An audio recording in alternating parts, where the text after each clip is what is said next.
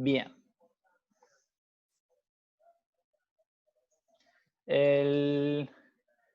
Los temas de segundo parcial, ¿no? Son 3. Dinámica, análisis plástico y teoría de segundo orden / inestabilidad del equilibrio. Bien. Entonces, veamos cada uno de... Va a ser entonces 3 ejercicios, uno de cada uno, porque no íbamos a ponernos a integrar temas, nos volvíamos changos. Bien. Empecemos por el de dinámica. Estamos en Salta y nos dicen, diseñame esta torre. Estas torres de hormigón, que son las típicas chimeneas de una planta industrial.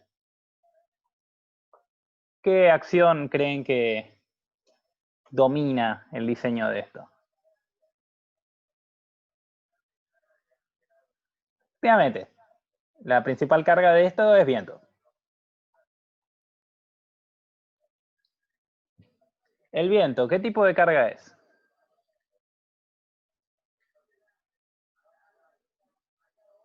Sí, es una carga distribuida, es una presión. Es una carga dinámica. El viento es un flujo, ¿no? Es una corriente, como el agua. Bien. En régimen turbulento. ¿Cómo piensan que los reglamentos tratan al viento? Si alguien calcula una estructura viento, una vez dicen calculame una estructura viento y agarra un reglamento. ¿Cómo piensan que lo calcula? ¿Cómo piensan que considera la carga?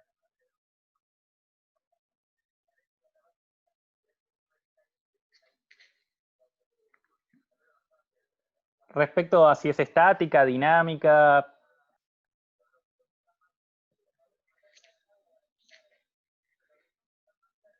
Ahí Tania supone que los reglamentos la consideran estática. ¿El resto?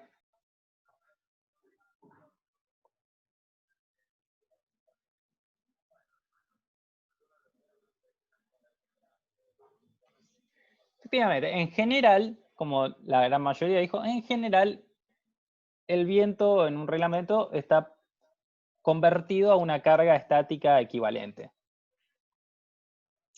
Lo mismo pasa con el tránsito. El tránsito de un puente es una carga dinámica y los reglamentos la tratan como estática. Entonces, eso en un edificio funciona bien, un edificio típico de 10 pisos, no hay problema. Ahora, ¿qué pasa con las chimeneas estas? ¿Qué se acuerdan?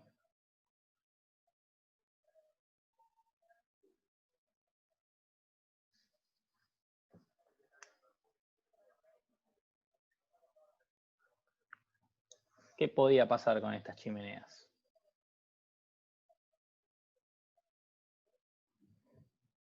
Efectivamente, el viento las puede hacer entrar en resonancia. ¿Por qué? Por su geometría muy particular, por la frecuencia propia que tienen estas torres. Entonces, a ustedes le dijeron, che, calculame esta torre, están todos los datos, tienen, la sección es un anillo, donde el diámetro externo es 3 metros, el diámetro interno es 2,6 metros, y esto a fin de cuentas es una barra empotrada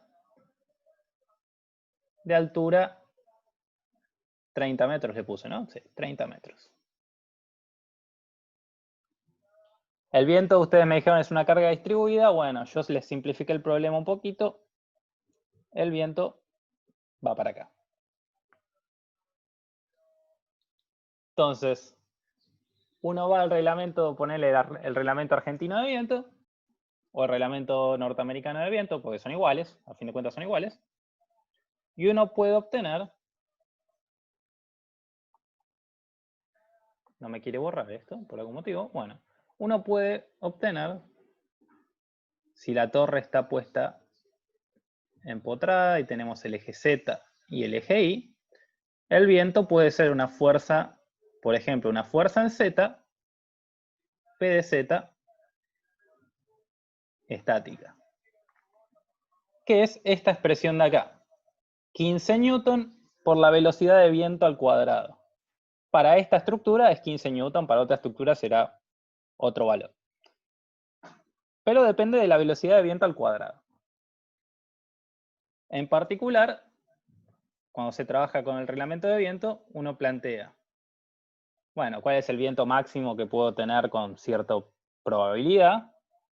Que en el caso de la ciudad de Salta, que es donde está esta torre industrial, estamos hablando de 35 metros por segundo, y después a ese valor se lo mayora por 1,35. Entonces, esa es la carga de diseño si alguien agarra el reglamento. ¿Cómo se analiza esto en forma dinámica? ¿Cómo recuerdan que eran las vibraciones? ¿En el sentido del viento eran las vibraciones de la chimenea?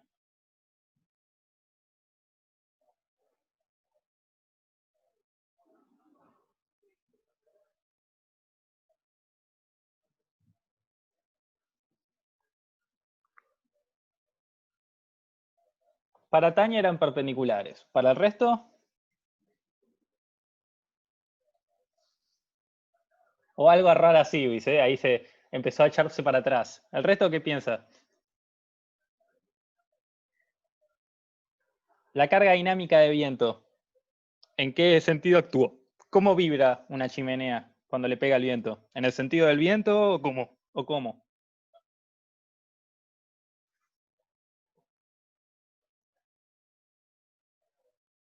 Para Jan Cruz es en la misma dirección.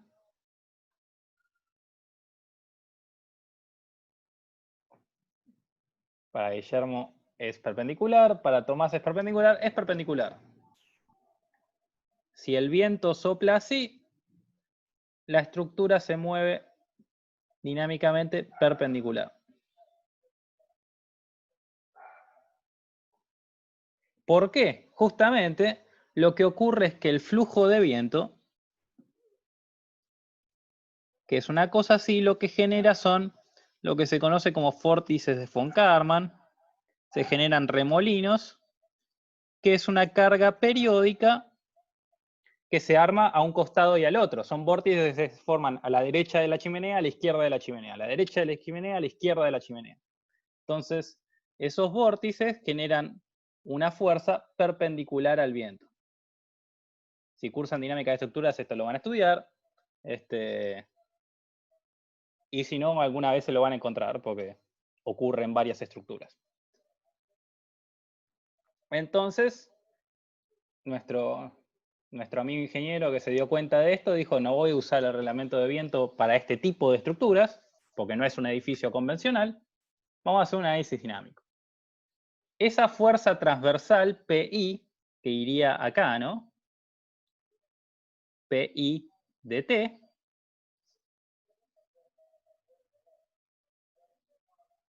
esa PI de T se la puede calcular así. 15 newton B cuadrado, eso es lo mismo de antes, y le aparece que es una fuerza armónica, que es el seno de omega P por T. Omega P es la pulsación de la excitación. Y esa expresión, esa frecuencia, también depende de la velocidad de viento. Es decir, esos vórtices, la frecuencia con la que se forman esos vórtices depende de la geometría de la sección, es este término de acá, 0,2 diámetro externo, y depende de la velocidad de viento. Mientras mayor es la velocidad de viento, mayor es la frecuencia de la excitación. ¿Sí? Así que el problema en realidad es la suma del viento estático y el efecto dinámico que se puede obtener con esta fuerza dinámica actuando. ¿Sí? A fin de cuentas, el modelo de ustedes es esto. Una barra empotrada abajo que tiene una fuerza P de Z estática y una fuerza PI dinámica, que es un seno.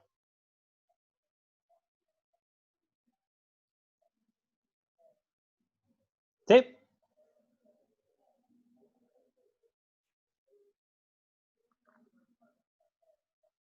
¿Vamos bien?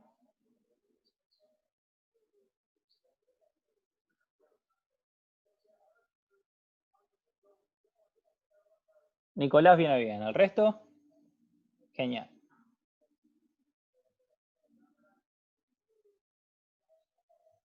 Entonces, ¿qué les pedimos?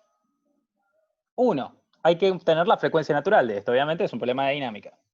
Para la frecuencia natural, yo les di la densidad de la torre, que es un cilindro, y lo que les digo a ustedes es consideren que esa masa que en realidad está distribuida, consideren que la mitad de la masa actúa en forma concentrada. Así que, ¿cuánto vale la masa? Va a valer la densidad por el área de la sección por la altura dividido 2.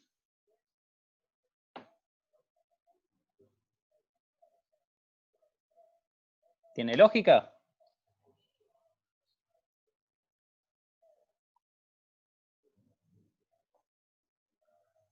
Sí, tiene lógica. Por las dudas, se los escribo ahora, porque no quiero que se manden cagadas con esto. El área de un anillo es pi por diámetro externo al cuadrado menos diámetro interno al cuadrado dividido 4. Y ya que estamos, el momento de inercia de un anillo, que lo van a necesitar, es pi por diámetro externo a la cuarta menos diámetro interno a la cuarta dividido 64. Porque si pifian eso, pifian todo el ejercicio y no tiene sentido. ¿Sí?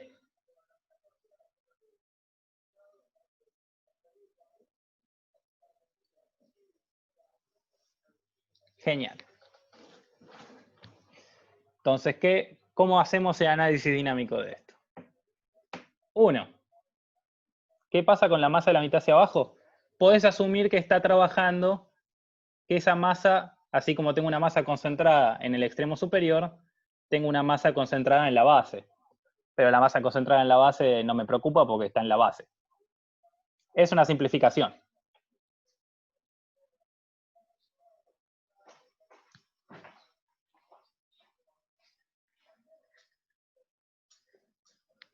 Entonces, haciendo eso, obtenemos la frecuencia natural, o pulsación natural, si quieren. Lo otro que es importante es qué me interesa a mí de un cilindro. ¿Me interesa MI y MZ?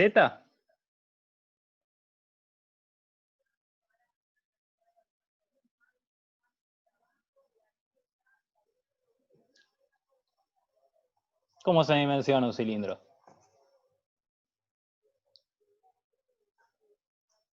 Exactamente, tiene simetría de revolución, me interesa esa resultante.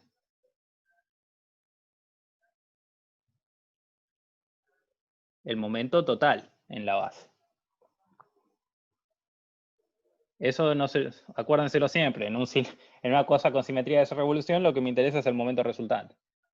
Así que lo que le pedimos después es que escriban ese momento total, ese momento resultante, en función de cuánto se desplazó en I y cuánto se desplazó en Z, nuestra coordenada dinámica. Tenemos I de T y tenemos Z. ¿Sí? ¿Vamos bien?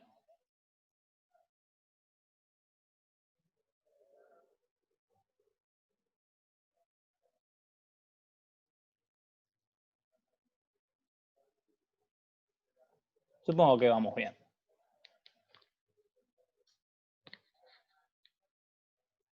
Exactamente, el movimiento en Z es estático, es la presión de viento, y el movimiento en I es dinámico, es la vibración que generan los vórtices de von Karman.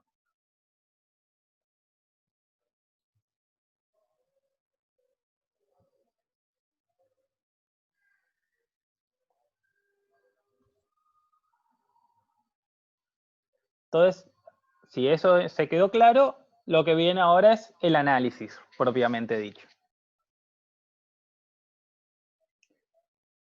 Lo primero que les pregunto es, ¿qué velocidad de viento hace entrar en resonancia esto?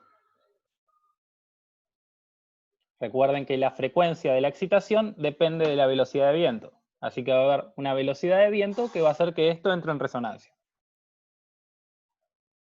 ¿Sí?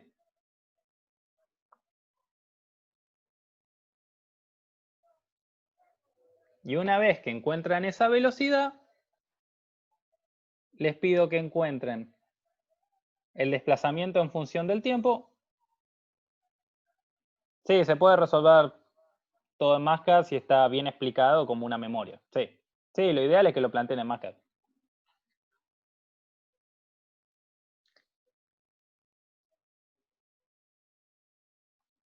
Entonces, obtengan I de t, ese desplazamiento transversal en función del tiempo, y obtengan el momento total en la base, el momento máximo que ocurre en la base de la chimenea,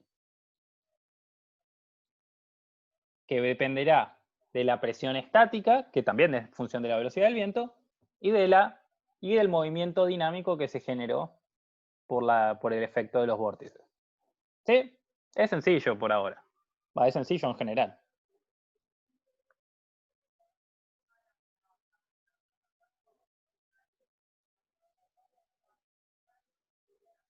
¿Vamos bien?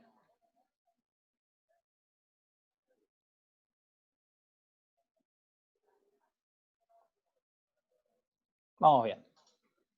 Ok, entonces tenemos este problema de vibraciones armónicas, lo buscamos el máximo momento en la base.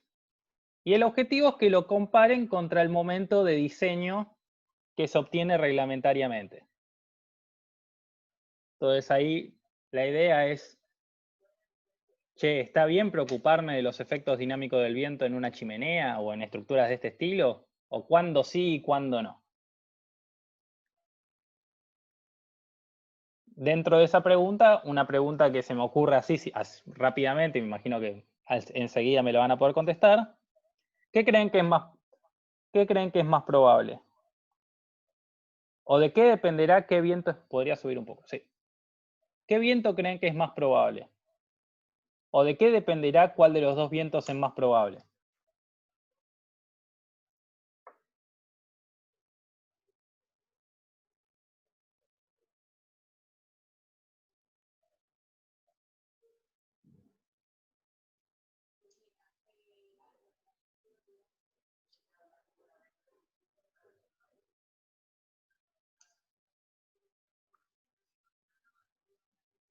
Si yo te digo, ¿y en qué sentido si son ráfagas o no? ¿De qué? Digamos, ¿qué es más probable? ¿Un viento de 100 o un viento de 300?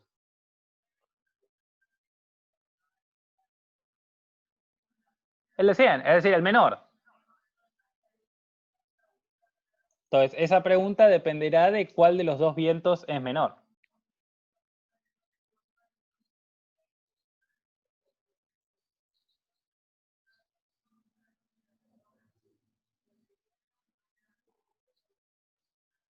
Y eso les ayudará a contestar también la pregunta 5.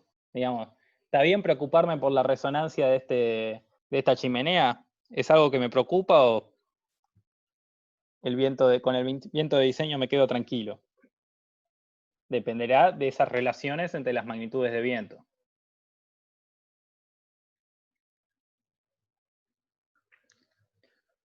Y una vez hecho eso, se viene un bis de este ejercicio que es, justo la estructura está vibrando y cuando está con su velocidad máxima de vibración, el viento frena. Y les pido que grafiquen esos desplazamientos una vez que el viento paró. Ok, ¿qué tipo de vibración es esta?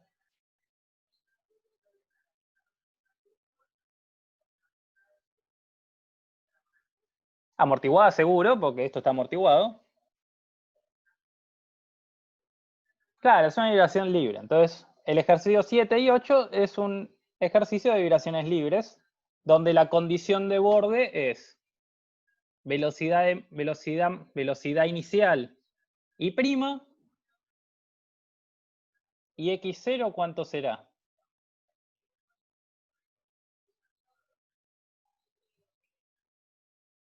B0 es Bmax. ¿Y x0? Bueno, lo contestaron rápidamente, sí, efectivamente va a ser 0, justifíquenmelo.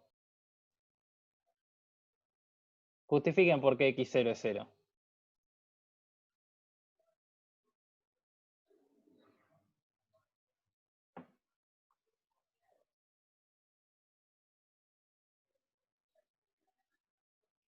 ¿Ok? Y ya que están, chequen cuánto vale a sub 0.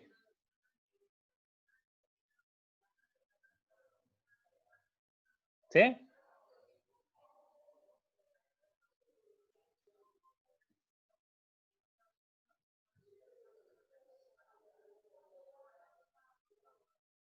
Pueden justificarlo por un gráfico. Exactamente, porque es la derivada y esta función es un seno. Así que cuando el seno, si el viento es máximo es porque x0 es 0 y porque a sub 0 es 0. Un seno, un coseno, un seno. Cuando el viento, cuando la velocidad, esto es D, esto es B, esto es A.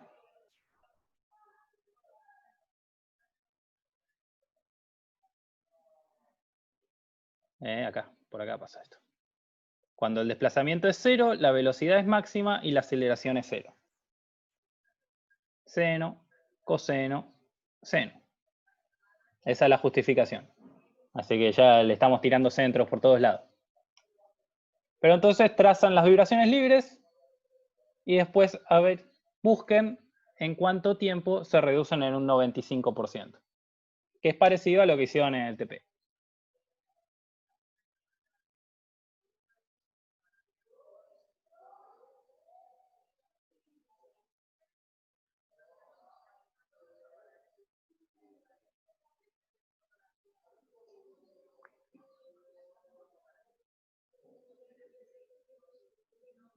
¿Dudas del ejercicio de dinámica?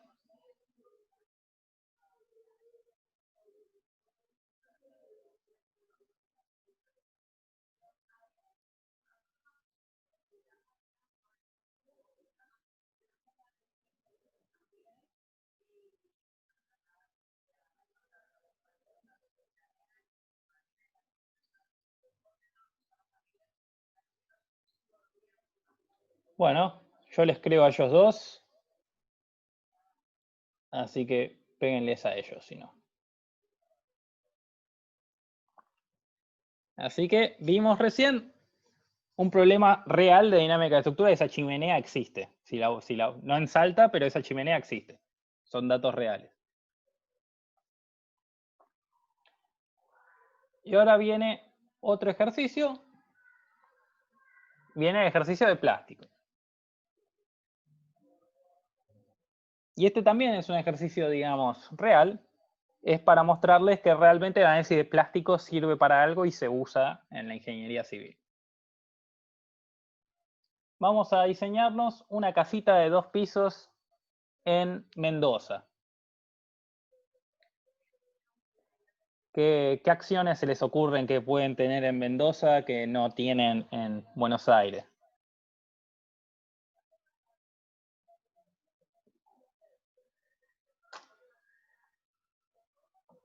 Y sí, hay sismos. En Mendoza, la acción sísmica hay que tenerla en cuenta. No es el peor lugar de Argentina, pero tiene sus buenos movimientos. Entonces, si se fijan, la acción sísmica se la puede representar como fuerzas. En realidad, la excitación sísmica saben que son aceleraciones, pero conociendo la masa de la estructura, se puede pasar más o menos esas aceleraciones a fuerzas que tienen esta forma triangular. Esto es una forma triangular, entonces en el primer piso la fuerza es P, en el segundo piso la fuerza es 2P, suponiendo que las alturas son iguales. Así que tenemos nuestro modelito de nuestro edificio de 2 pisos, que es este pórtico. ¿Vamos bien?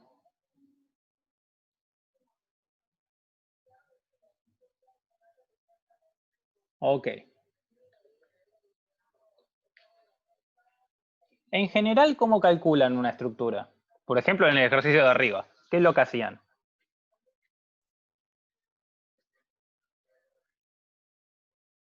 En general, ¿cómo se calcula una estructura? Uno tiene las cargas y ¿qué hace?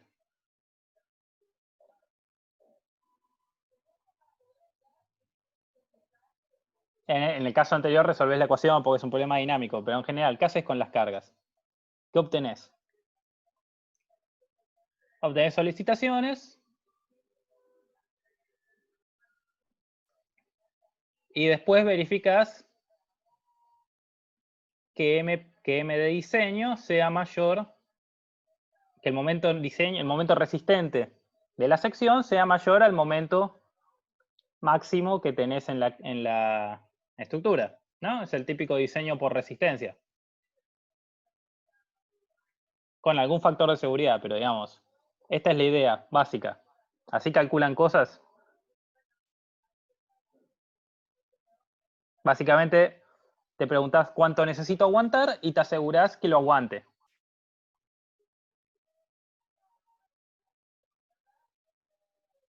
¿Y estas orientaciones, cómo las obtienen? ¿Qué tipo de análisis hacen?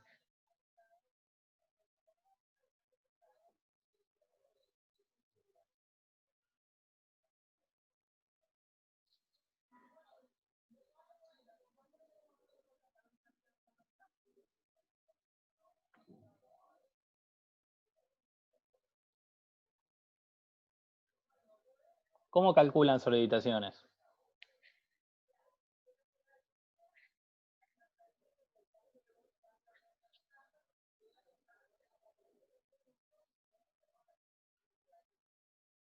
Por ejemplo, hacen K por X más R0 igual 0. ¿Qué es esto? Estos rigideces es un análisis elástico.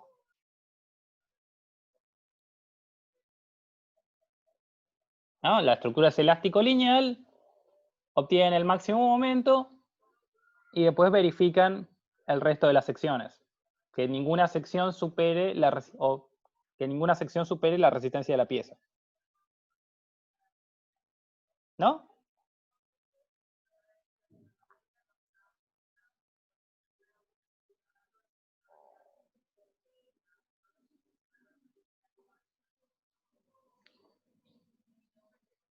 Y acá se me ocurren muchas preguntas. A ver. El momento resistente de la sección. Ponele que esto es acero, porque esta estructura va a ser de acero. El momento resistente, ¿de qué depende? Yo tengo un perfil doble T. ¿De qué va a depender?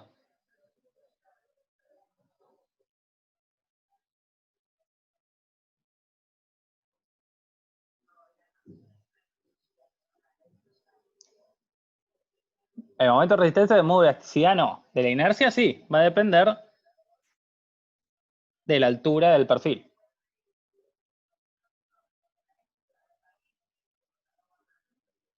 Y de la tensión. FI. De FI y de la altura del perfil, básicamente.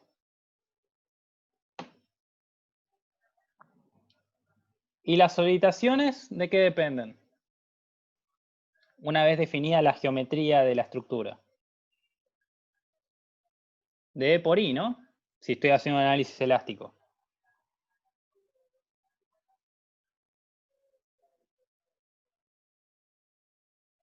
¿Tiene lógica?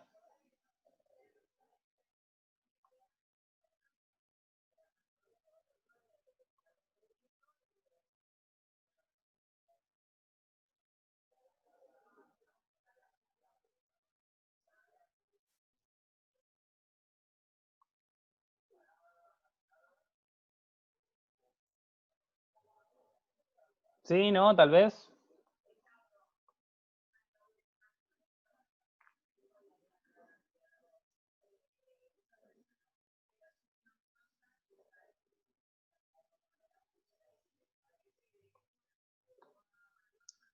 Imagínense, ustedes tienen este portiquito. Y vamos a resolverlo como personas normales. Ustedes obtienen un diagrama de momentos de esto, que es una cosa así, y obtienen un Mmax. Pues, está haciendo lo que quiere esto. Y obtienen un momento máximo. Y este momento máximo tiene que ser menor al momento resistente. Ok.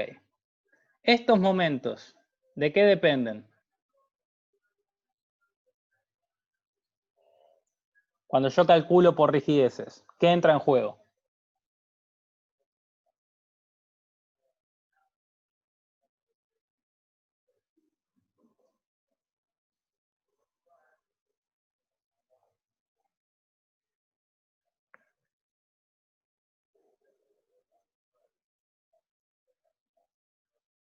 Esta es la rigidez de la estructura, E por I. Ok. Y en el momento resistente, ¿qué entra en juego? Entra en juego la tensión de fluencia, si estamos hablando de acero, ¿no? Y la inercia.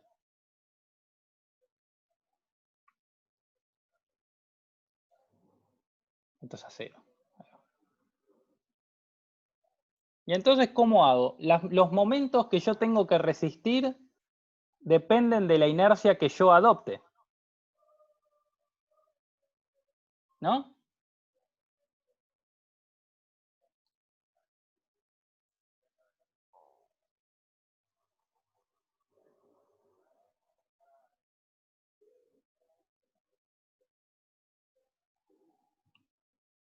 Es decir, yo no puedo conocer cuánto tengo que aguantar sin adoptar una inercia, y yo no voy a saber si la inercia que adopté me sirve hasta no calcular los momentos. Es un proceso iterativo. Defino una inercia, obtengo las solicitaciones y las comparo contra los que resiste la inercia que adopté. Así que tengo que ir probando.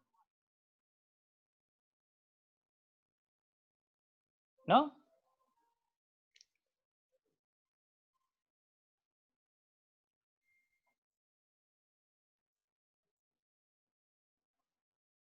Bien, ese es el típico diseño elástico de estructuras, que es lo que van a ver en metálicas. Van a tener que adoptar una sección y después chequear que verifique una vez que la calcularon. Hay muchos criterios de cómo estimar cómo arrancar. Bien. Esa forma de calcular estructuras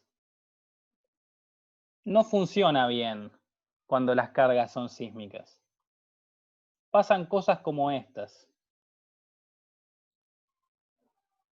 que se lo conoce como una falla de piso o piso blando. ¿Qué es lo que ven acá?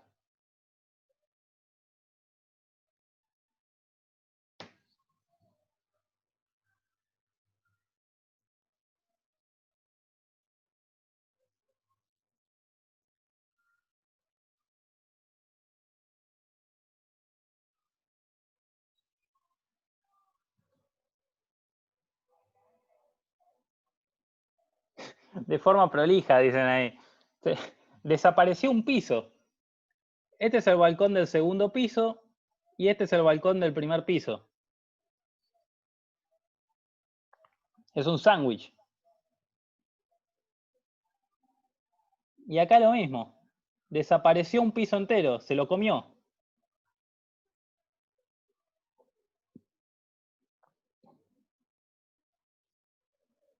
¿Qué es lo que están viendo acá? Un colapso, ¿no?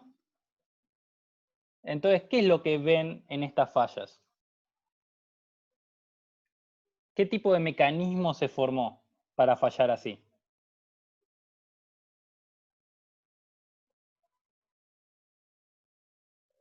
Exactamente, esto es un mecanismo parcial y un mecanismo parcial muy particular que se lo conoce como mecanismo de piso. Uno tiene su edificio, uno dice grado de hiperelasticidad 500, pero con 4 rótulas, en este caso, 4 rótulas, se te fue a la goma.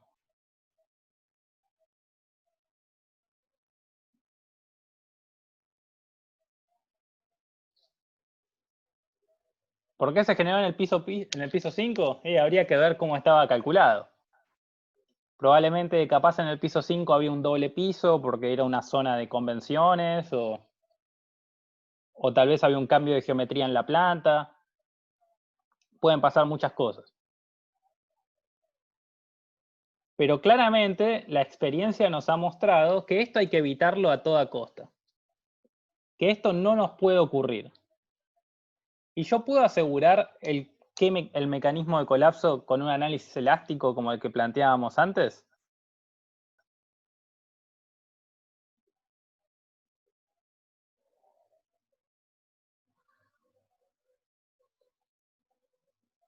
Yo puedo hacer esta cuenta y decir, estoy seguro que no va a fallar así. No. ¿Y qué tengo que hacer para asegurarme que esto no pase?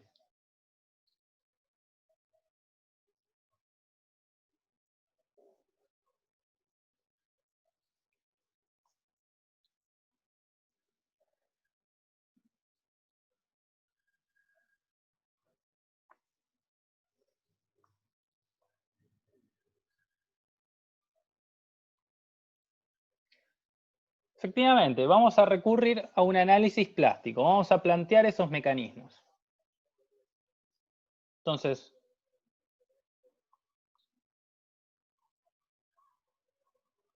sí, este edificio hay que tirarlo. Afuera. Murió. Insalvable.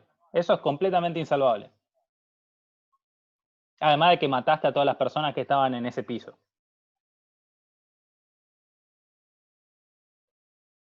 Y probablemente varias más. Pero entonces, lo que vamos a hacer con esto,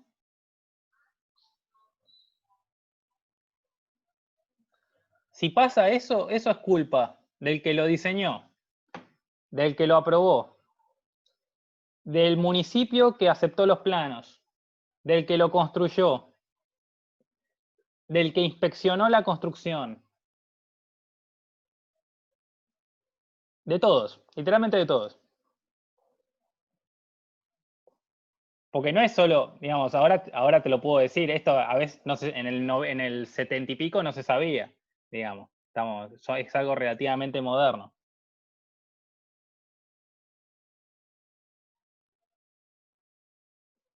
Efectivamente, Juan Cruz, eso es lo que vamos a hablar ahora. ¿Qué es lo que vamos a hacer entonces? Nosotros tenemos que definir cuánto van a, en un... No, eso es recontra frágil, más porque el terremoto es instantáneo. Eso estabas así tranquilo y de repente se parte en dos. No, eso no avisa nada. Es la peor falla que puedes tener.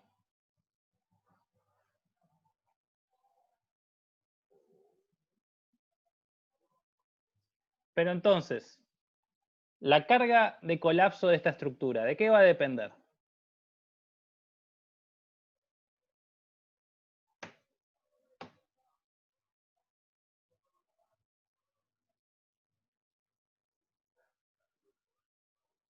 Sí, colapsa todo junto, se van todas las columnas a la goma, se forma este mecanismo.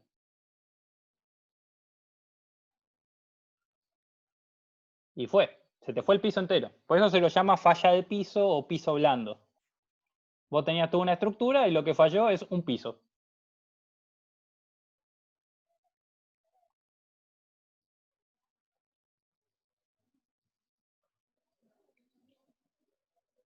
Pero entonces vamos a hacer un análisis plástico de esta estructura. ¿De qué va a depender la carga de colapso? ¿Cuáles son las dos grandes? ¿Qué cosas no conozco de esta estructura y tengo que definir para saber cuánto vale la carga de colapso?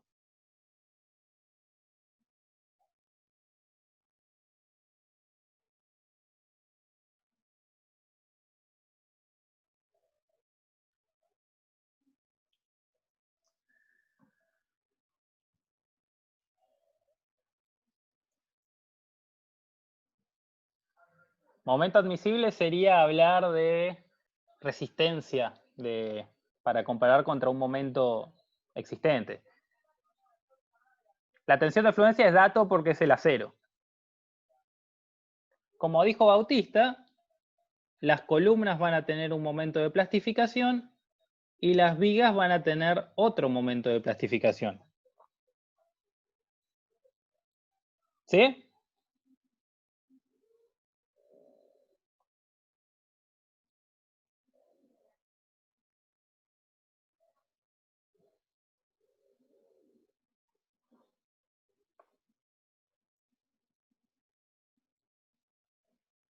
¿Vamos bien?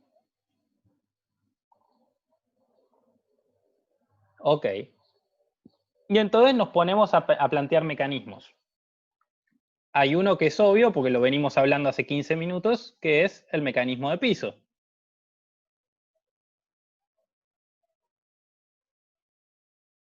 Y este tendrá una P cinemática 1, que será una función de MPB y de MPC.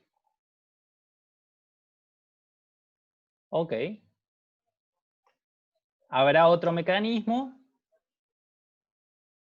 que será así.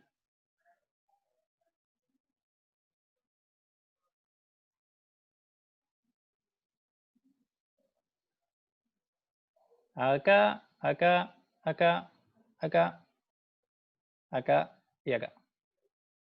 Y este tendrá una P cinemática 2, que también será función de MPB y de MPC. ¿Este mecanismo está copado o también lo prohibimos?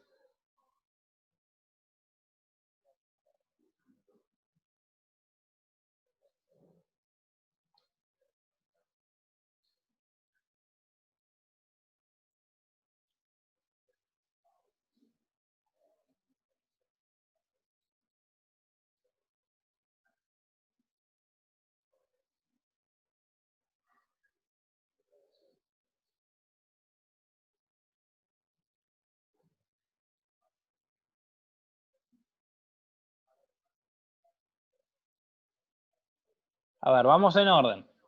Vamos con el mecanismo anterior. Yo se los puse, pero en realidad lo que tienen que hacer es encontrar ustedes. Yo les voy a poner un par nomás.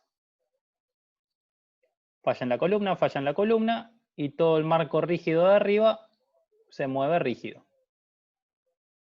Y acá va a estar MPC, acá va a estar MPC, acá va a estar MPC y así. Y esto nos da esta carga cinemática.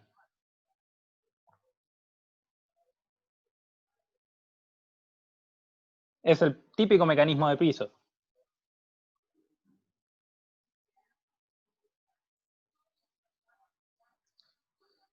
No sé qué no cierra de este.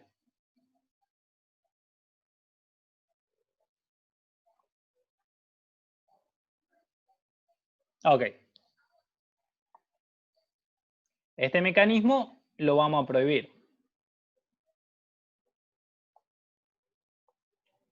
Y después les dije, bueno, otro mecanismo posible es este.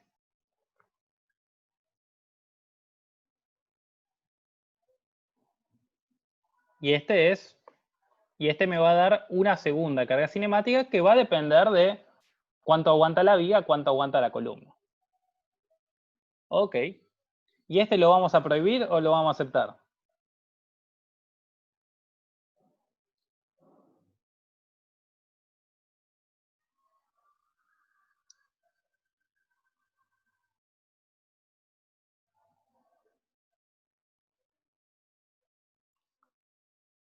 Yo les pregunto a ustedes, ¿les parece un mecanismo de piso esto?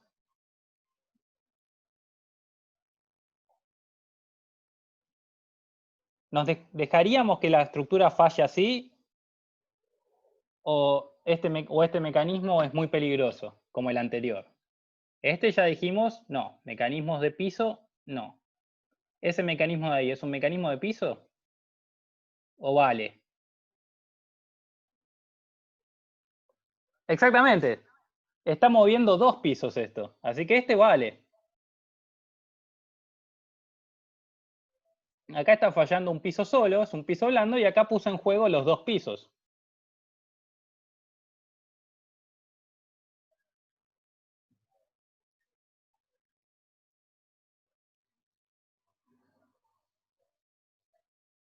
Es decir, si yo puedo elegir, estos son dos mecanismos, tienen muchos más y los tienen que buscar.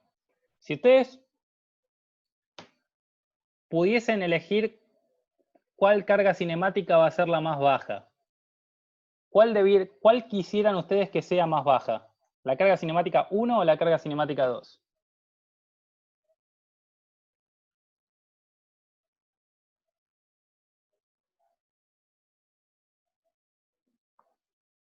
La 2. ¿Por qué? Porque si esto se va a romper, si esto se va a dañar, digamos que no se va a caer el edificio, se va a dañar por un ratito. Quiero que sea de esta forma o de esta forma, de la forma 1 o de la forma 2. ¿Cómo quisieran que esto colapse?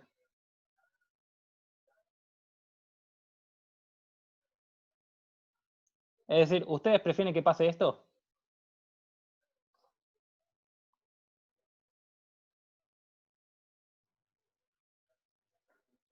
No, muchachos, esto no puede pasar.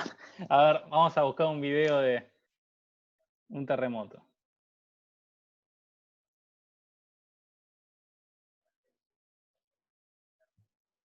A ver.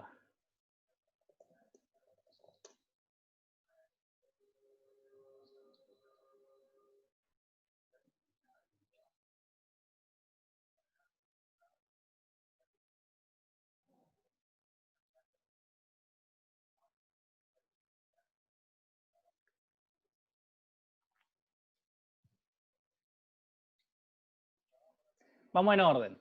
Vamos en orden. Que la estructura se dañe, ¿significa que la estructura se va a caer?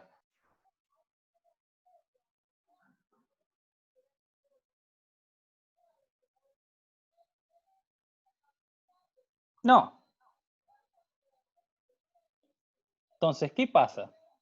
Cuando yo pongo un juego más de 2 pisos, sí, la estructura se va a dañar, va a plastificar, se va a mover, va a quedar lastimada, probablemente haya que tirarla abajo, pero la estructura quedó en pie. Esta estructura quedó en pie.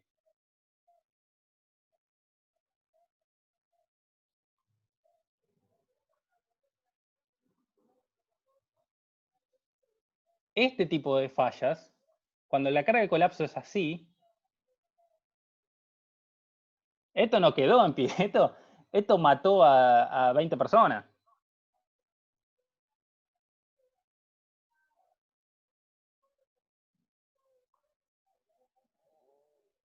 Porque, a ver, el terremoto no es una fuerza constante. El terremoto es una fuerza que aparece un segundo y se va. Entonces, ¿se me va a formar un mecanismo durante un rato? Sí, porque los terremotos grandes son enormes, es imposible de aguantarlos. Pero si el mecanismo es global, los movimientos que se van a generar cuando plastifica todo son relativamente chicos, entonces la estructura se deforma en forma permanente, pero, no, pero aguanta en pie al menos. Entonces la gente se puede ir, después lo tiramos abajo tranquilos para construir otra vez. Si la falla es así, esto plastifica, y fíjate, esto se deformó 1, esto se deformó 3. Y si esto se deformó 1 en 2 pisos, esto se deformó 3 en un piso. Entonces la distorsión es enorme. Esa distorsión hace que en vez de quedar en pie, se te caiga como un sándwich, se te aplaste. Entonces, esto generó un poquito de daño, bueno, está bien, lo aguantamos, después la gente se salvó al menos. Cuando tengo un mecanismo de este estilo, no hay nada que te salve, mueren todos. El edificio va a haber que tirarlo abajo igual si el daño es grande. Pero esto ya no es, esto es que mataste a todos, digamos.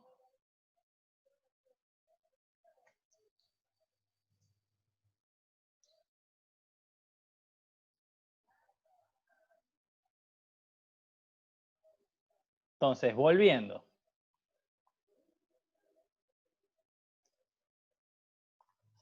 Supongamos que la carga es demasiado grande, ok, y entonces tal vez la estructura comience a colapsar.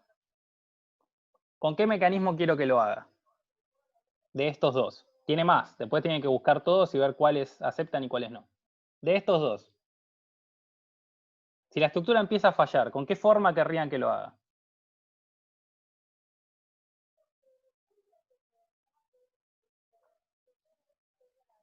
Con la 2.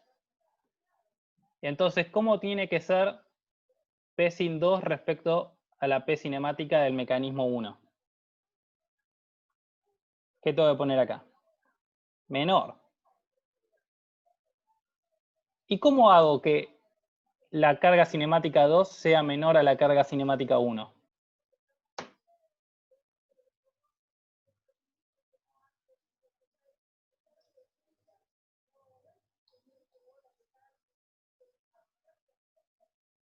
¿Con qué puedo jugar para hacer eso?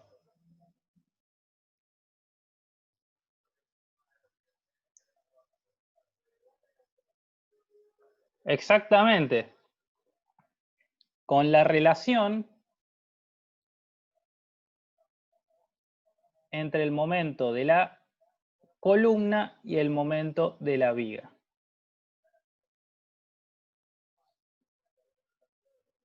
Va a haber una relación, hay una relación entre columna y viga a partir de la cual yo puedo asegurar que el mecanismo de colapso va a ser este.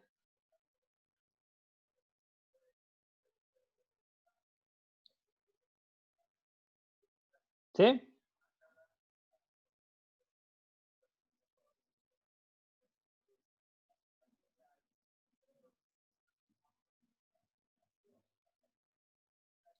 Esto es casi la clave del diseño sísmico. No solo uno asegura cierta resistencia, cuánto tiene que aguantar, sino que además se asegura cómo va a romper esa estructura. Uno dice, si se llega a romper, de ninguna manera que se rompa así. Si se llega a romper, que se rompa así.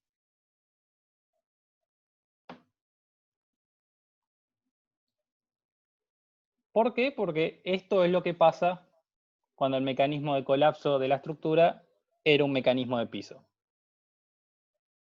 Trágico, cosas completamente trágicas.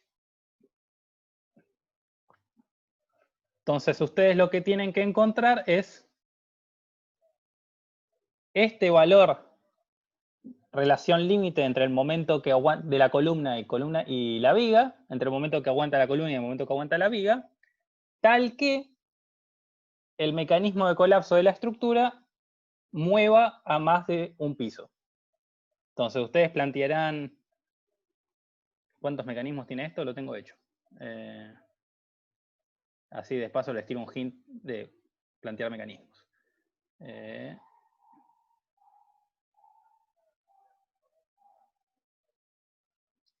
No se sabía, esto es relativamente moderno, no sé de cuántos son esos edificios, de cuándo son esos edificios, pero es algo relativamente moderno en la ingeniería. Siempre se diseñó por resistencia y después de un par de terremotos graves se dieron cuenta que para terremotos no sirve diseñar así. Hay que diseñar por capacidad, se lo llama, o diseño según el desempeño también.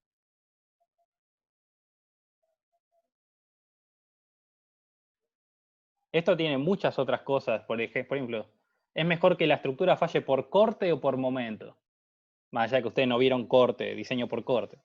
Y bueno, se descubrió que es mejor que la estructura, si falla, falle por momento y no por corte, entonces eso también se tiene en cuenta. Tiene todo un proceso que el que curse diseño sísmico lo va a poder ver.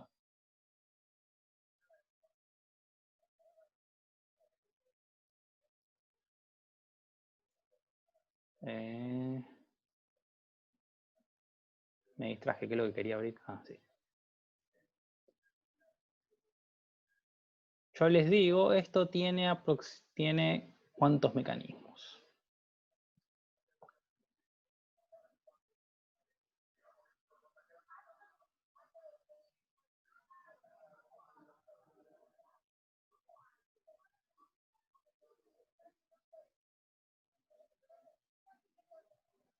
Esto tiene 5 mecanismos posibles.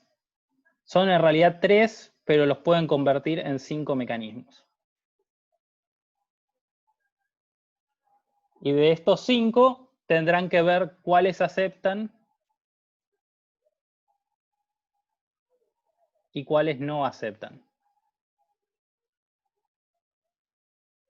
Y tendrán que asegurarse que la P mínima, la P cinemática mínima, la carga de colapso, esté asociada a un mecanismo que aceptan. ¿Cómo hacen eso? Jugando con el valor de beta límite.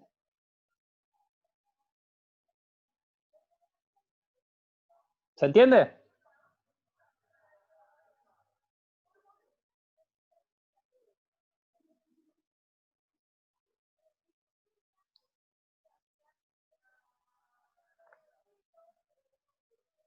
Bien. Yo les planteé 2, traten de encontrar los 5 que tiene esto.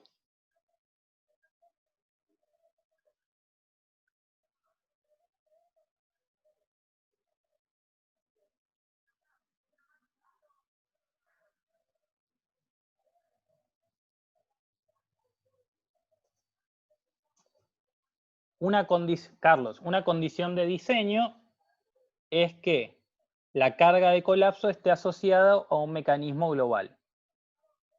O por lo menos que no sea un mecanismo de piso. Entonces yo tengo que asegurarme que la carga de colapso está asociada a un mecanismo que no sea un mecanismo de piso. Entonces a esta estructura le plantearán los mecanismos posibles y tendrán que decir, este es un mecanismo de piso, este no es un mecanismo de piso, y entonces tienen que encontrar beta tal que la carga de colapso esté asociada a uno de esos mecanismos que no sea de piso. Esto se hace, ¿eh? Se puede hacer. Y en diseño sísmico es clave. Entonces con eso van a encontrar cuál es la relación mínima o máxima. Hay que ver beta límite, me tienen que decir ustedes si va hacia un lado o hacia el otro, que cumple esa condición de diseño. Ustedes se pueden graficar, por ejemplo, en función de beta, P1, P2, P3. Tendrán los gráficos y entonces dirán, este es mi beta límite. Y yo acepto todo esto. Todo beta mayor a eso o beta menor a eso, me dirán ustedes cuál de los dos es el lado que aplica. ¿Para qué lado va a ir en la ecuación?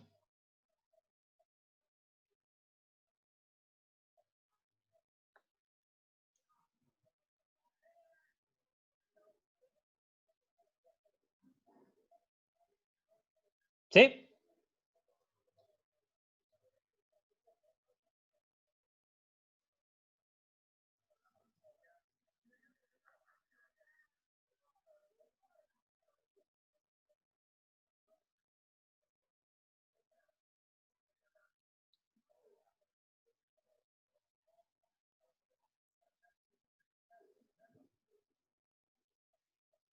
¿Estamos bien?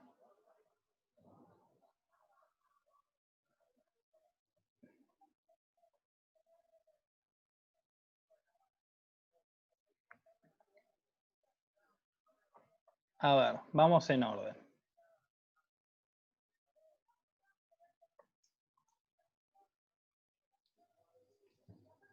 La estructura tiene una carga de colapso, ¿no? Que es función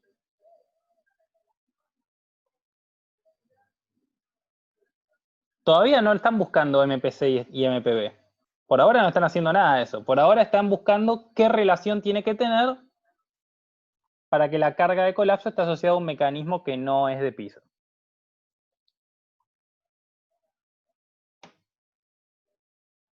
A ver, P de colapso es el mínimo de P1, P2, P5. ¿Sí?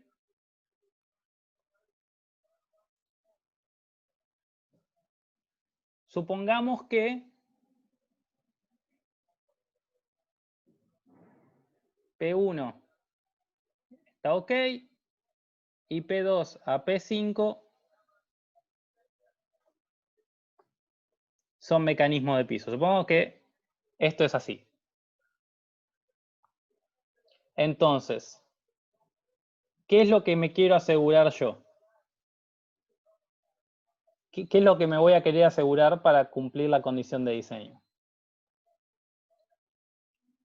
Que la carga de colapso sea ¿cuál de todas esas cargas cinemáticas?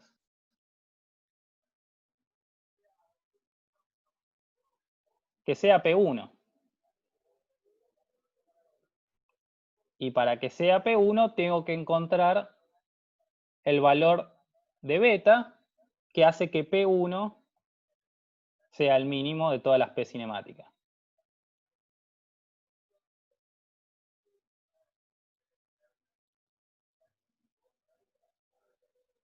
Así como le puse P1, puede ser P cualquiera.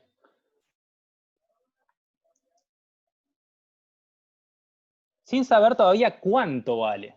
Pero más allá de cuánto vale, quiero que sea la mínima. Y para que sea la mínima, tengo que encontrar esa relación entre momentos de columna y viga. Después la carga de colapso dependerá de cuánto vale realmente el momento de columna y el momento de viga. Pero por ahora estamos pensando cuánto tiene que ser esa relación.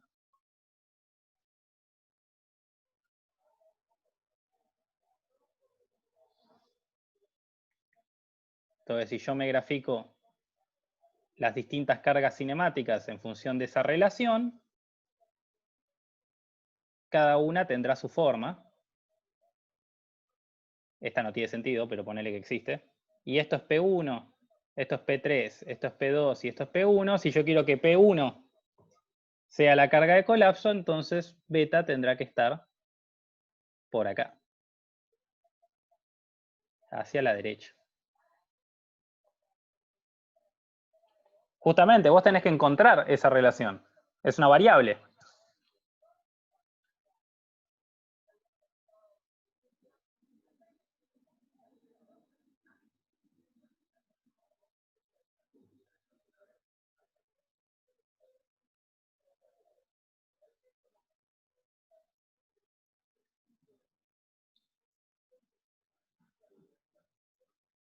Todas las cargas cinemáticas van a funcionar, van a ser una función de beta.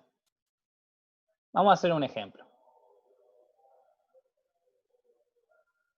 Vamos a hacer un ejemplo. A ver dónde tengo espacio para hacer un ejemplo. Acá.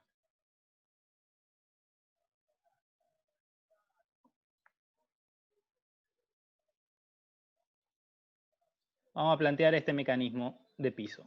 No sé por qué articulé eso. Ahí va. Vamos a plantear este mecanismo de piso.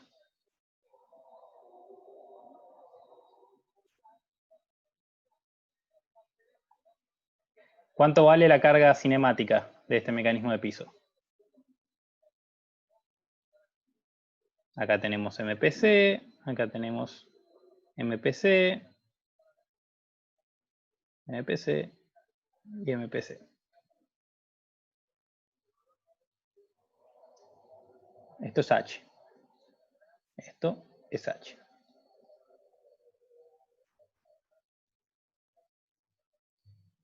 ¿Cuánto vale esa carga cinemática?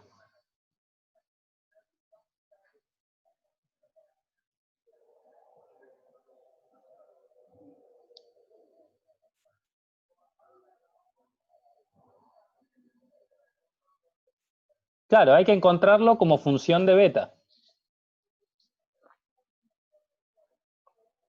¿Cuánto vale esta carga cinemática?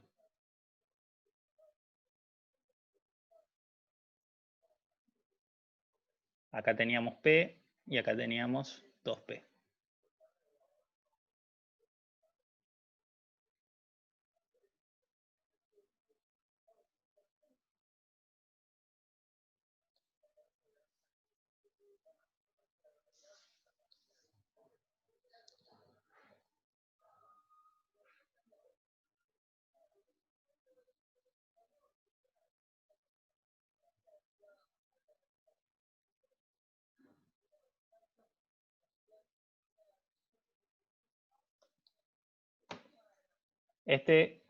Pero ¿cuánto? Hagámoslo, ahí me pusieron, vale 4M,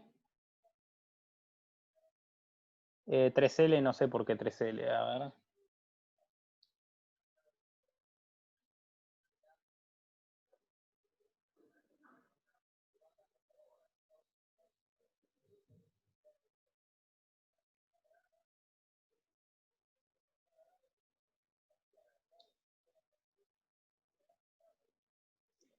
Exactamente, porque está la fuerza de ahí arriba, efectivamente. Esto es 4M y abajo tengo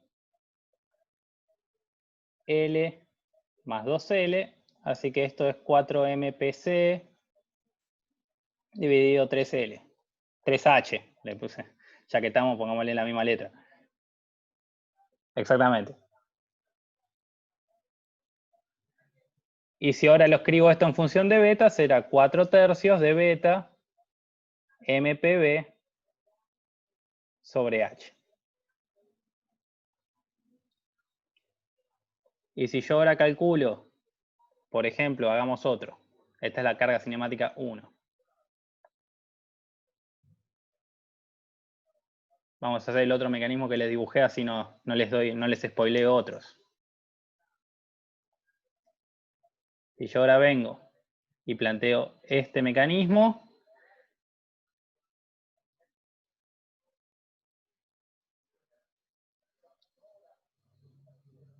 esto se mueve así. Vamos a asumir que esto está en las vigas en este ejercicio, tal vez esté en las columnas, hay que ver, ¿no? Esto está en la viga, este está en la viga. Esto era P, esto era 2P. ¿Cuánto vale la carga cinemática 2? Acá claramente también tengo en las columnas.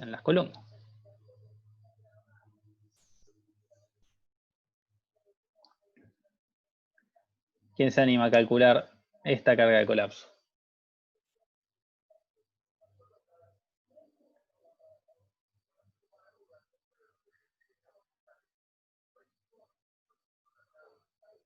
Esto tiene 5 fallas total. En total hay 5 mecanismos posibles a plantear.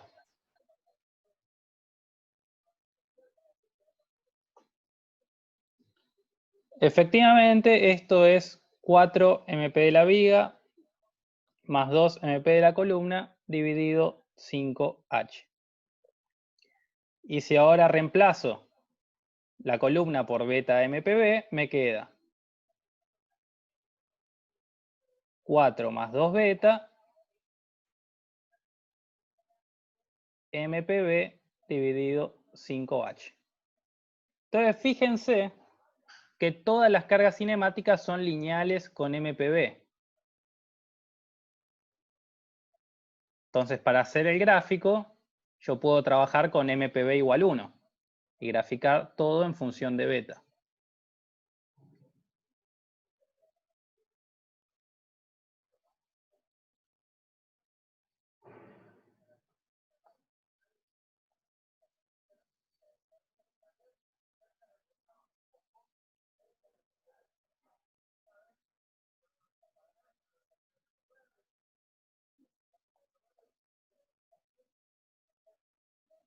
Podés bajar, sí. Esto es lo más bajo que puedo ir, no sé qué más abajo.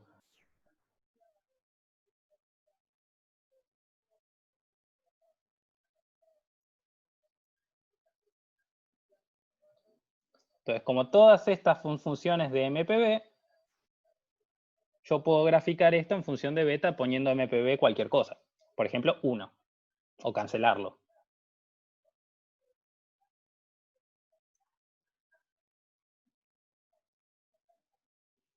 Así como están estas dos, hay 5 curvas de estas, que son los 5 mecanismos posibles que tiene esto.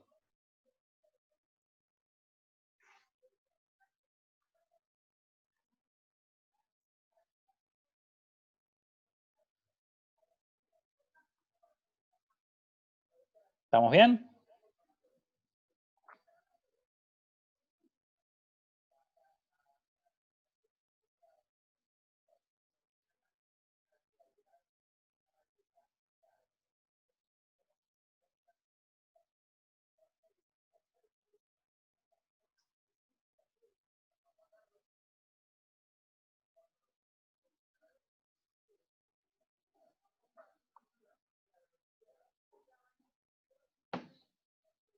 Facundo está, el resto.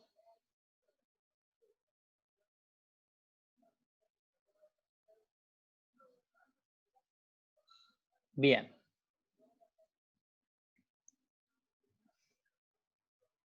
Entonces van a plantear, son 5 mecanismos. Lean estas notas a la hora de encontrar los mecanismos, les van a servir.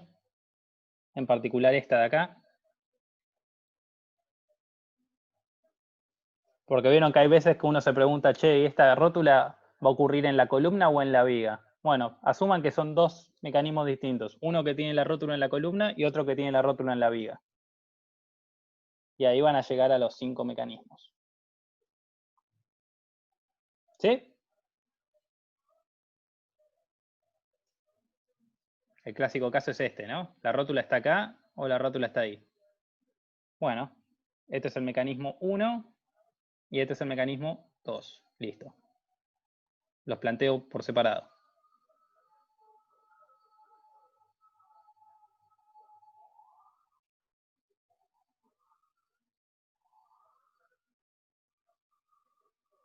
Y por lo que hablamos antes, el valor de beta tiene que ser tal que la menor carga cinemática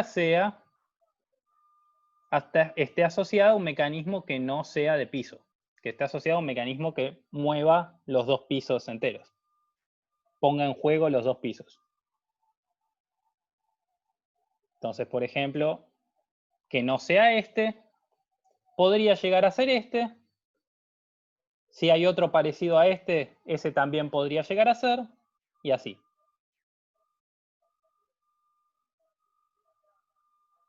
¿Sí?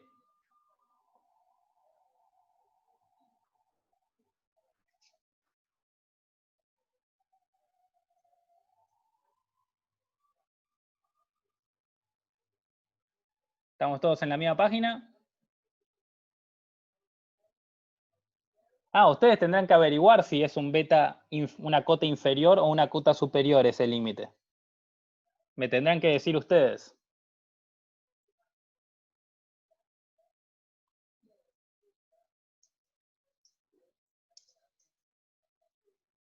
Son todas rectas. Como son todas rectas, hay solo una solución, así que es sencillo dentro de todo. Y viendo el gráfico a simple vista sabrán si es un límite inferior o un límite superior.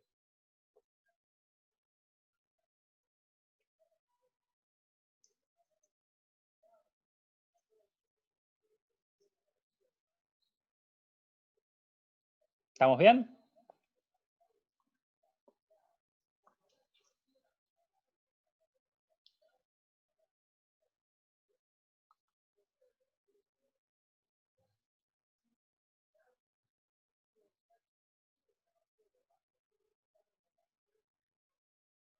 Tania está. ¿El resto?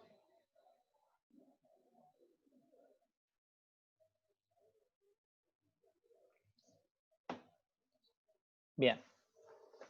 Entonces, planteamos los mecanismos y encontramos la relación que tienen que tener las columnas y las vigas para que la carga de colapso esté asociada a un mecanismo global o que no sea de piso. Bien. ¿Cómo seguimos? Bueno, primero les pido una pequeña verificación. Los reglamentos modernos ya no piden plantear el mecanismo entero, porque en un edificio de 2 pisos es fácil, pero en un edificio de 300 pisos, hacer que los 300 pisos se pongan en juego es un quilombo. Además de que ahí ya tenés 8 millones de mecanismos por analizar. Entonces, los reglamentos ya no hacen el planteo de mecanismos en forma explícita, sino que tienen esta condición que hace lo mismo en forma implícita. Esta condición se la conoce como condición de columna fuerte, viga débil. Es decir, si yo tengo un nudo, en el caso de ustedes yo les pido que chequen el nudo A, a ese lugar llegan 2 columnas y una viga. Bien. Esto tiene un momento de plastificación, esto tiene un momento de plastificación, esto tiene un momento de plastificación. Bueno, la condición de columna fuerte, columna viga débil dice que la suma de los momentos de la suma de los momentos de plastificación de las columnas tiene que ser más grande que la suma de los momentos de plastificación de las vigas. ¿Ok? Entonces lo que tienen que hacer ustedes es ver si el beta límite que encontraron antes cumple automáticamente esta condición reglamentaria. Es decir, ver si lo que estamos haciendo nosotros con análisis plástico es lo mismo que piden los reglamentos en forma implícita. ¿Sí?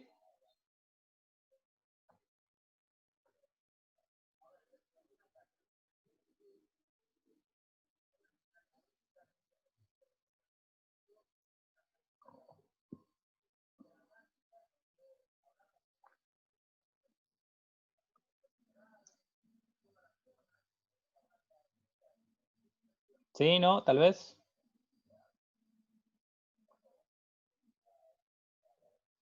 Bien.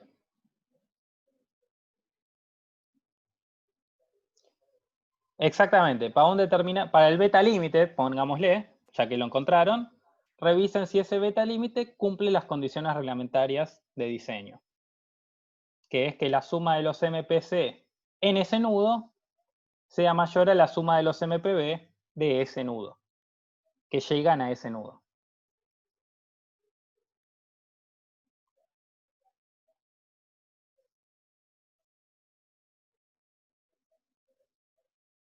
¿Sí, Facundo? Ok. Y entonces, hasta ahora lo único que nos aseguramos es cuál va a ser el mecanismo de colapso y cómo calcular la carga de colapso. ¿Qué faltaría hacer?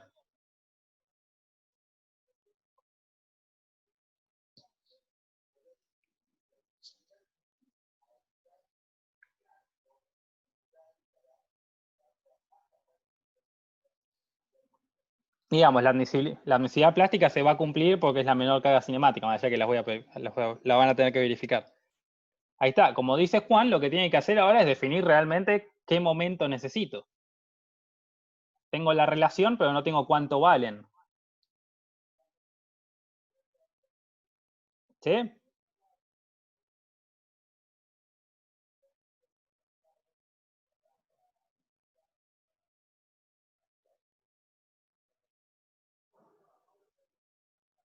¿Me siguen?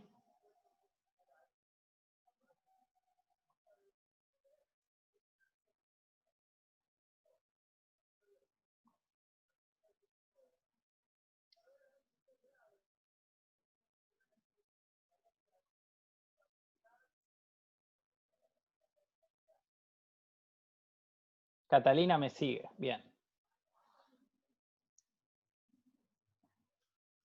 Genial.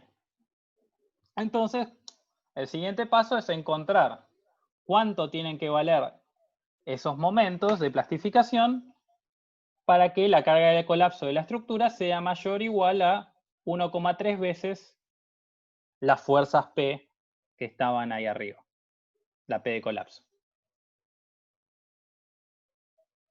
Y habiendo definido eso, tienen que definir los perfiles. Entran a una tabla de perfiles y eligen los perfiles IPN.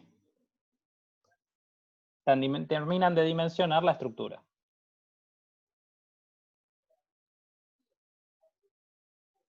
¿Sí?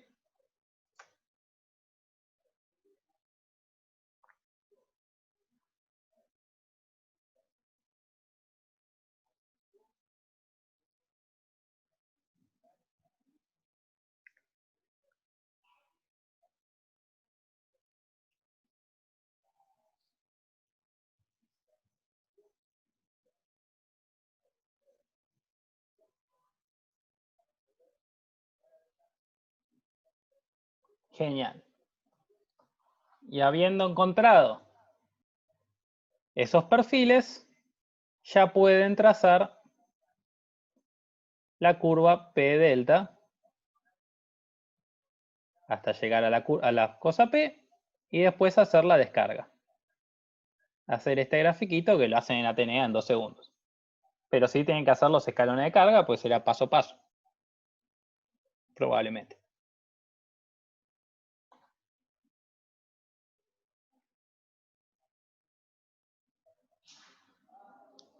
¿Estamos todos con análisis plástico? ¿Sabemos para qué sirve ahora?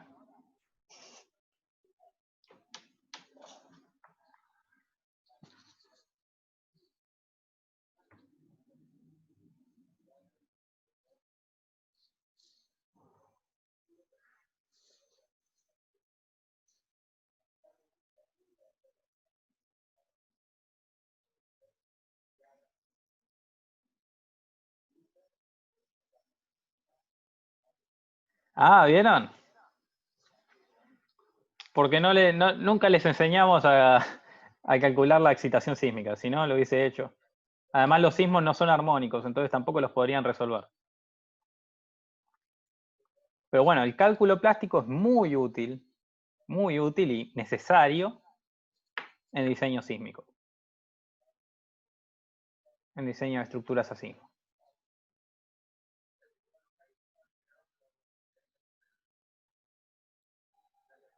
Y también se lo usa para estabilidad de taludes.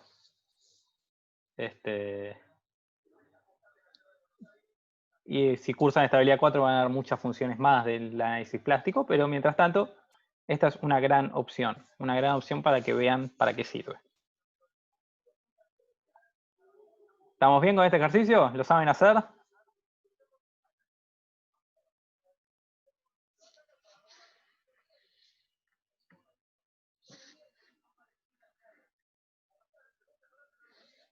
Bueno, tienen una semana y tienen el campus para hacer preguntas. No es más que trazar mecanismos, como todos los ejercicios de plástico sabios y por haber, pero puesto en forma elegante.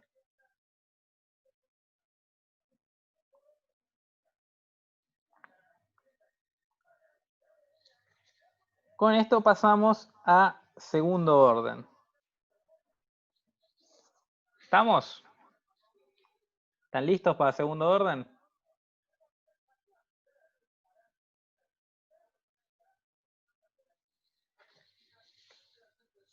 Bueno, si no están listos hay que hacerlo igual. Vamos a construir, construimos una chimenea de una nave industrial. Construimos el pórtico de una casa de 2 pisos. Y ahora vamos a construir un túnel. Este es un túnel que va a estar apoyado en el lecho marino. Es decir, está sumergido en agua. Apoyado en el fondo del mar. Para poner un poco de nacionalismo en esto, estamos apoyados en el mar argentino y vamos a unir 2 islas del Atlántico Sur. No las nombré para no herir susceptibilidades. Pero vamos a unir 2 islas con un puente por abajo del mar. Ustedes me podrán decir, esto es una pelotudez, pero no, existe. ¿Qué puentes en el fondo del mar conocen? ¿Qué túneles conocen en el fondo del mar? El del Canal de la Mancha, efectivamente. Que tal vez sea el más conocido. Está a 50 metros de profundidad, creo, ahora no me acuerdo cuánto es la profundidad. Dinamarca, Suecia puede ser. Ese no lo tengo en mente, pero sí. Toda la zona de los Balcanes tiene millones de túneles submarinos, digamos. Millones de túneles submarinos, particularmente en Noruega, hay un montón también. Y después Japón. Japón también tiene túneles uniendo islas. Esos túneles están por abajo del mar, no están apoyados en el fondo del mar, sino que van por abajo del mar. En nuestro ejercicio va a estar apoyado en el fondo del mar. Y entonces acá tienen la sección de puente. Que obviamente esto se repite por kilómetros, por lo que sea la longitud del puente, pueden asumir que tiene 1 metro de ancho. O que van a analizar 1 metro de ancho. Entonces, la presión, que tiene unidades de kilonewton metro cuadrado, la multiplican por 1 metro de ancho y tienen la carga lineal sobre la estructura. Y si esto de acá dice que tiene 30 centímetros de espesor, entonces es una sección de 30 centímetros de espesor y 1 metro de ancho. ¿Sí?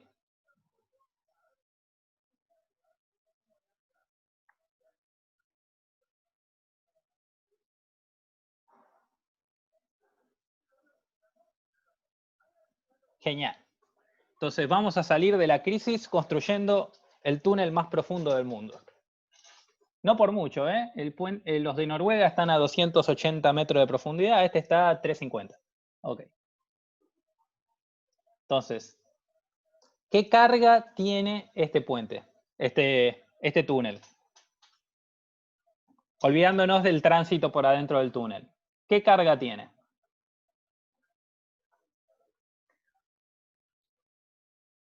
Exactamente, el empuje del agua en este caso. ¿Y cómo es? ¿Cuánto vale? ¿Y cómo es? ¿Qué forma tiene?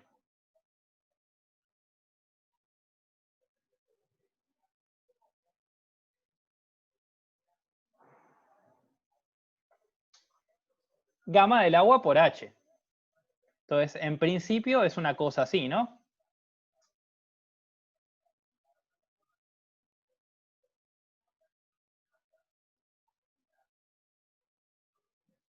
Uy, ahí va. En principio sería una cosa así.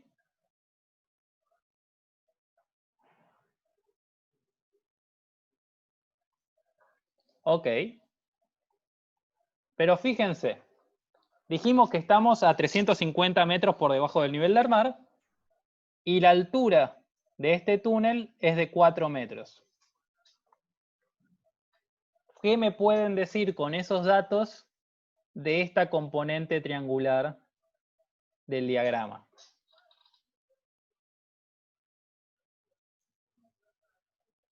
Exactamente, es despreciable, así que la vamos a considerar constante. Entonces, el esquema estático de esta estructura es así. El marco cerrado y tiene la carga Q en todas sus paredes tratando de entrar en la estructura. ¿Por qué se desprecia? Porque, a ver, a esto vale gamma por 350 metros por 1 metro de ancho. Y esta parte de acá abajo vale gamma por 354 metros por 1 metro.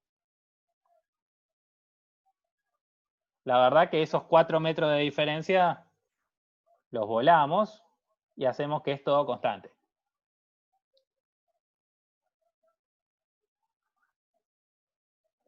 ¿Y qué vamos a hacer con este túnel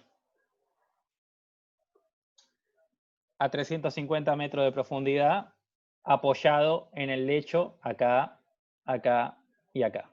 ¿Qué hacemos con esto?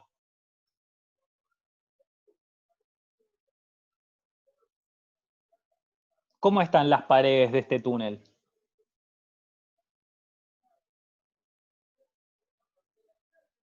Están comprimidas. ¿Y cómo lo vamos a analizar?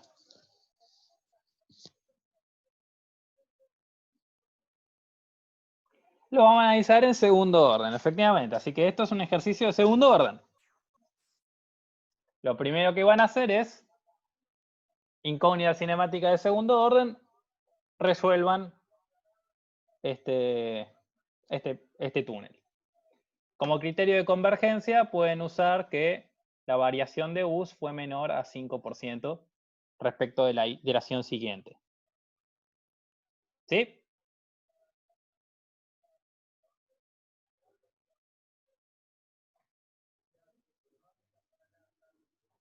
El mismo que usaron en los TPs, que la variación de US entre una iteración y otra sea menor al 5%.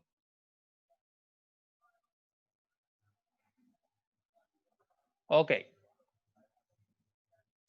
Resuelven en segundo orden. Cuando resuelven en segundo orden, con el método de las incógnitas cinemáticas, ¿qué datos consiguen?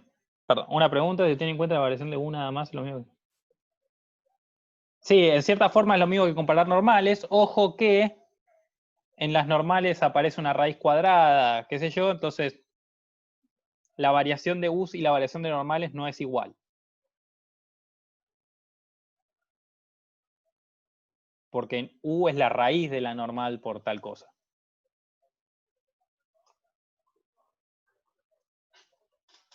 Bien. Entonces, cuando ustedes aplican el método de encomiendas cinemáticas, y ustedes trazan el diagrama de momentos, y el de corte y el de normal, el de fuerzas B y fuerza H, ¿dónde tienen datos de las soliditaciones?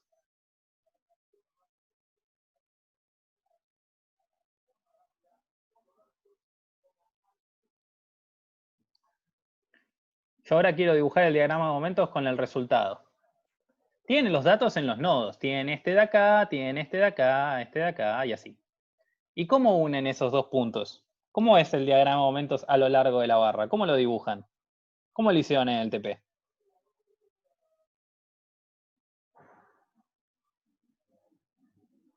Exactamente, fruta. A ojo. Entonces, si esto era primer orden, dijeron, bueno, esto probablemente sea así. Uy. Exactamente, el ojímetro. Ok. ¿Y cómo puedo obtener de verdad esa forma conociendo los datos de los nodos?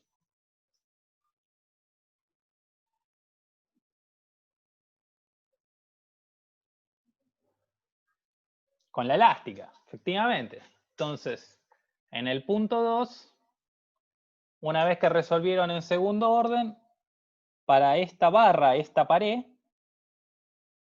tracen la elástica. Planteen las condiciones de borde que tiene. ¿Cuáles van a ser las condiciones de borde?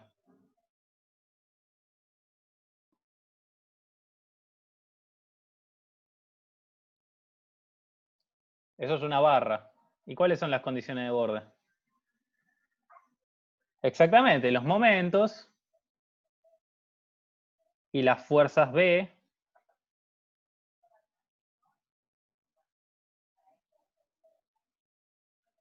Y en este caso particular también conocen el desplazamiento.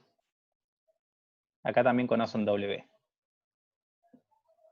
Con todos esos datos pueden trazar la elástica. ¿Estamos?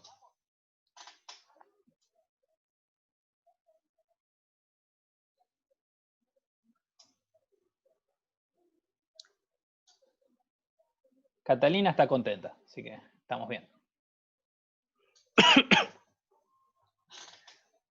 Bien, hicimos un análisis en segundo orden y ahora veamos la inestabilidad del equilibrio de este túnel. Entonces uno se preguntó, che, ya que estamos tratando de competir por el túnel más profundo del mundo, ¿qué tan profundo nos podemos mandar? Entonces, ¿qué hay que hacer?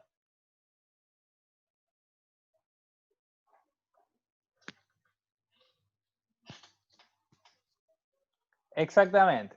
Van a buscar la carga crítica y esa carga crítica va a estar asociada a una profundidad crítica. Y entonces le pedimos que lo hagan de dos formas. Recuerdan que ese determinante va a depender de las relaciones de US, ¿no?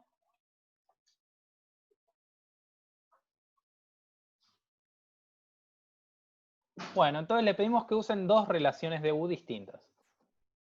Primero, la que usaban en el TP y la que usan siempre, que es las relaciones de U de primer orden.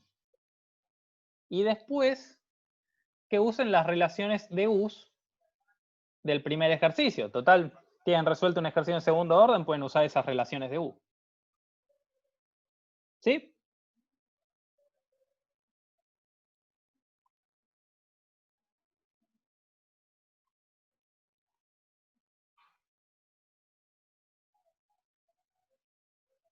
Genial.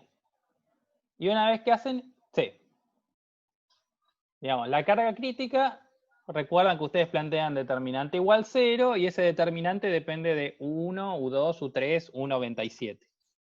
Entonces, para poder encontrar la carga crítica, ustedes buscaban unas relaciones de U y así les quedaba todo en función de una variable.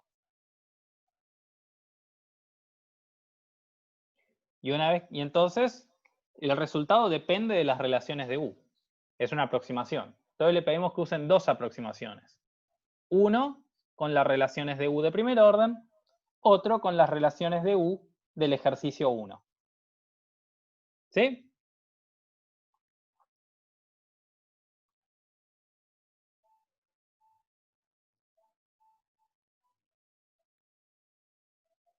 No, iterar no hay que iterar nada, ya las tenés.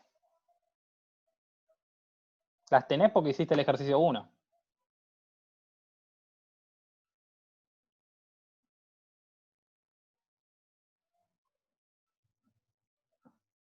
Y para cerrar, la pregunta es, ¿cuál de esas dos cargas críticas que calcularon creen ustedes que es más precisa? Piénsenlo, no me lo pongan en chat porque le contestan la pregunta a todo el mundo. Pero si ustedes tuvieran que elegir cuál de esas dos es más precisa, piensen cuál sería.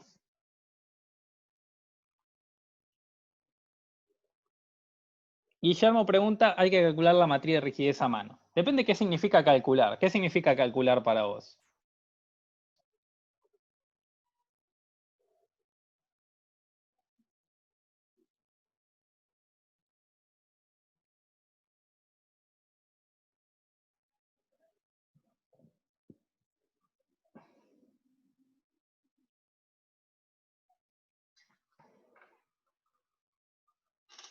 Ok, obtener la matriz lo hacen a mano, ¿no? Es una cosa simbólica. 3EI sobre H al cubo por phi 3 de U.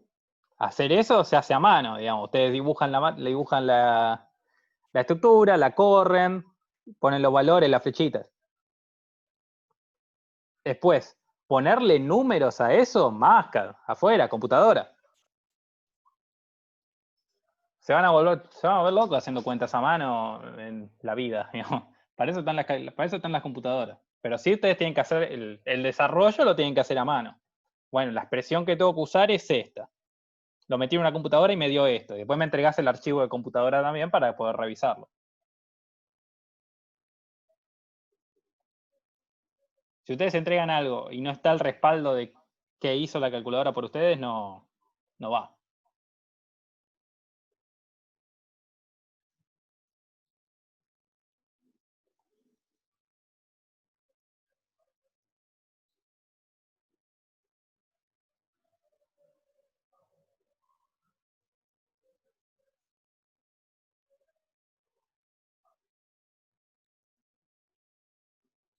¿Algo que haya quedado pendiente? ¿Dudas?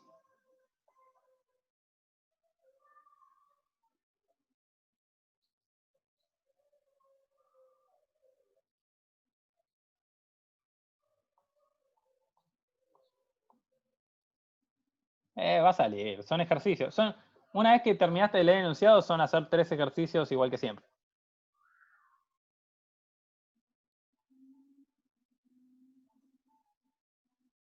¿Para cuándo es?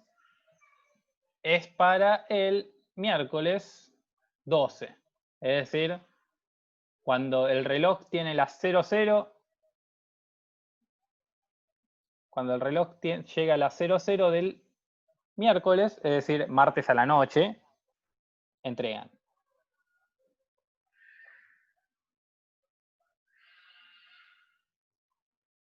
Antes de que comience el día miércoles. No hay foro para consultas, creo que está puesto. Porque idealmente no me mandan mails. A ver. No me debieran mandar mails porque si no le contesta uno y el resto no se entera. Tengo entendido que está seteado el foro de consultas. Si no está, lo agrego ahora.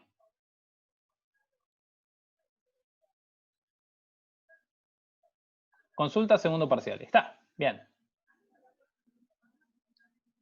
Entonces, cualquier pregunta que les va surgiendo, la hacen por ahí. Igual que la otra vez. Que funcionó bastante bien.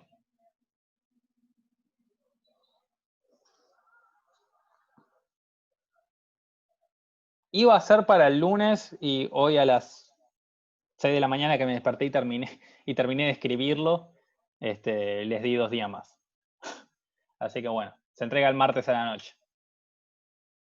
Fecha límite el martes a la noche. pueden entregarlo como tienen ganas.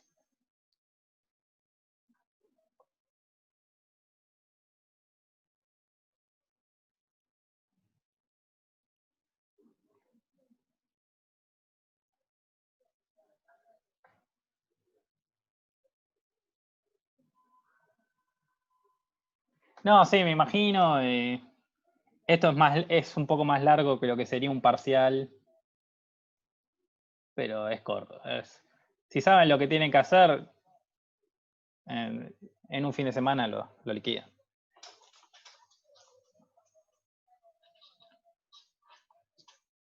El lunes hay consultas en clase. Aprovecho, yo, no sé si saben, yo desaparezco. Hoy es mi último día de estabilidad 3. Estoy filmando. Bueno, yo me voy a Estados Unidos el viernes y quedan con Darío en Buenos Aires para las clases. Sí, el lunes seguimos. El lunes sigue, todavía quedan clases por dar de los que son los temas de final y el lunes se puede aprovechar para hacer consultas de esto o vivo si quedaron. Sí, me parece lógico.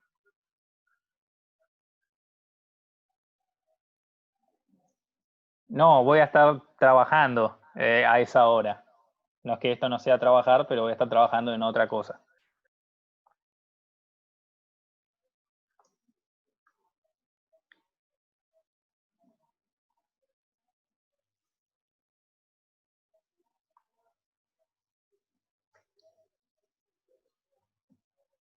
Así que bueno, muchas gracias. Como para cerrar,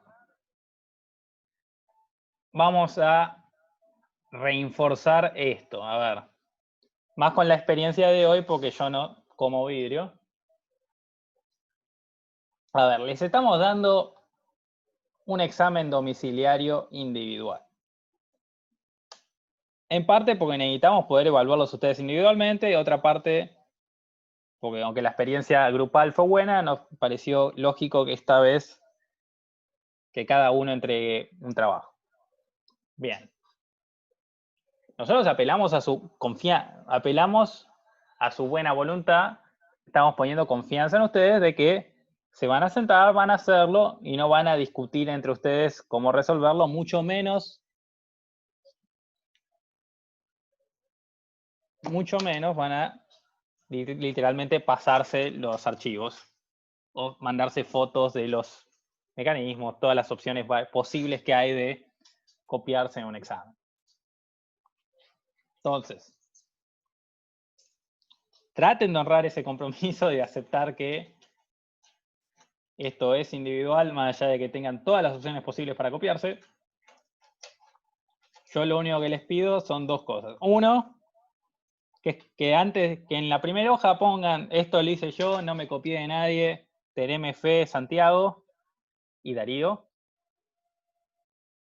Si no está eso, directamente no se los corrijo por idiotas, porque lo estoy diciendo ahora, si no lo hacen, no sé por qué no lo hacen. Y por otro lado, sepan que en el final vamos a agarrar el trabajo práctico y vamos a preguntarles qué hicieron acá. Entonces, necesitan saber lo que hicieron, para eso lo mejor es hacerlo. Sepan que en el final les vamos a preguntar.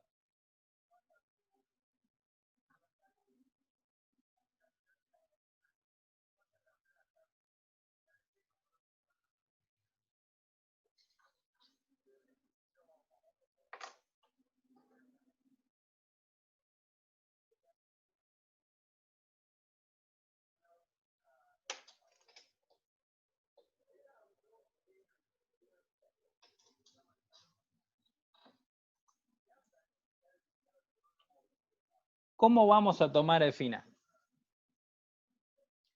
No es que lo sigamos charlando porque nunca lo charlamos. Pero bueno, la facultad nos habilitó a tomar el examen en forma virtual y va a ser oral, digamos. Va a ser oral.